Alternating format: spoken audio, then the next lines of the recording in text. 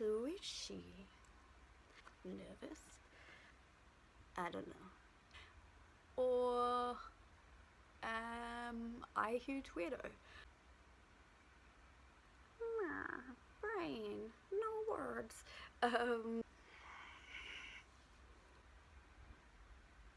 This is my first video. I feel like for the first one, I kind of just want to talk a little bit about who I am and why I'm doing these. I think that anytime anyone talks about disability and kind of explains their situation and who they are and how they deal with it, instead of other or like this person with a disability that people imagine how it looks, makes people real. And when you're real, you get to be humanized and then we can have stories and narratives that aren't just what people think disabilities look like or who has them.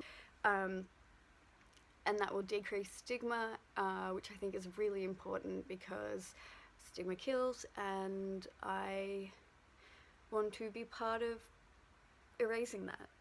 I'm Kelly, I'm 31, I have multiple sclerosis.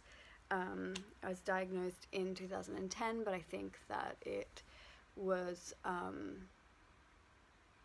that I've had it for a long time. I think that I probably, even teenage years, I can look back and think of things that maybe was MS related. Most of my lesions are in my brain. There are like 18 plus. And so because of that, I'm on a treatment drug called Tysabri, which is an IV, and I go and get it monthly. Tysabri doesn't compromise my immune system, it just changes it a bit. It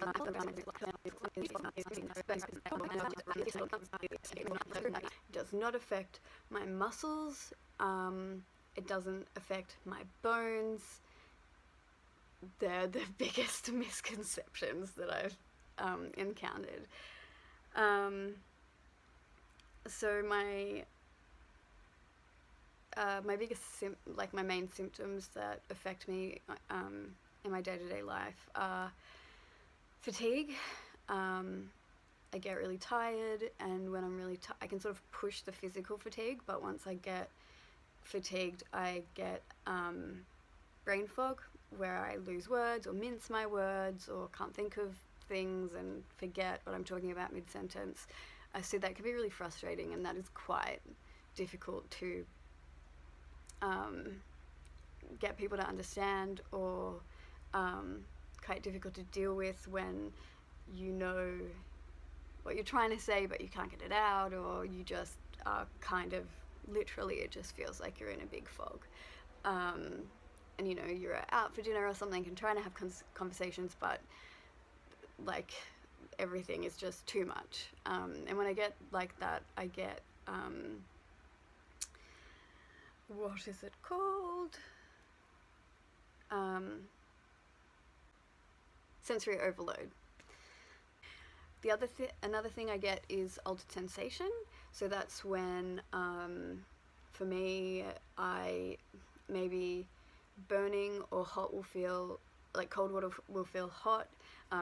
It's mostly uncomfortable. It's a bit painful sometimes when it feels burning. It often sort of happens on my forearms, or even under my arms sometimes, and on my legs a bit, not too often. I'm sensitive to heat. That makes shit really difficult in summer, and also the heat sensitivity kind of makes my fatigue worse. Other stuff that I have, I've got vulvodynia and vaginismus. My vulvodynia is like not too bad. On the other hand, my vaginismus is quite bad. I have had it since early teens. Also, I have IBS, so that's really fun. That's all the physical stuff. I have OCD, which was only diagnosed last year. All or nothing, so very much things need to be perfect, or like, you know, I will clean my room until I'm exhausted, but it's all clean, or or it's a mess. You know, I will do an assignment 100% and, you know, get a really good mark, or I won't do it at all. So that's been really interesting. And the therapy for that is all exposure therapy, which is so fun.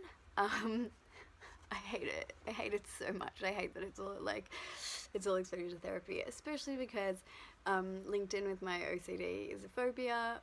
It's a phobia of vomit, so emetophobia, which I ended up with agoraphobia or agoraphobia, however you want to pronounce it, and that was huge and ruled my life for a long time.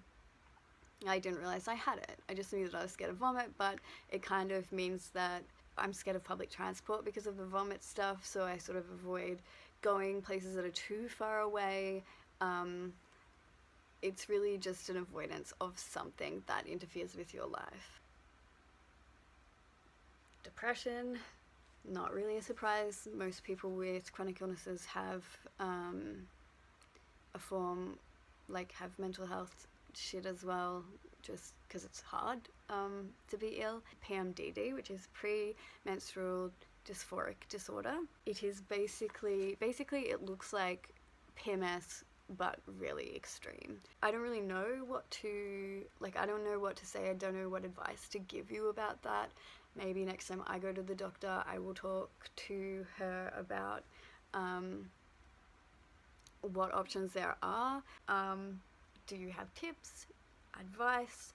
Please comment below. It's really weird. I'm just pointing at nothing right now, but comment below and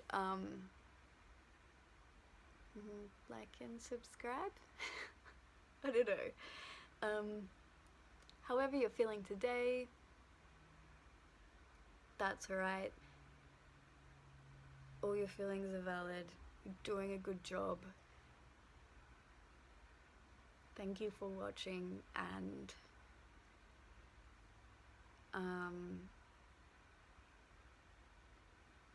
let's destigmatize this shit and fucking that's it. Bye.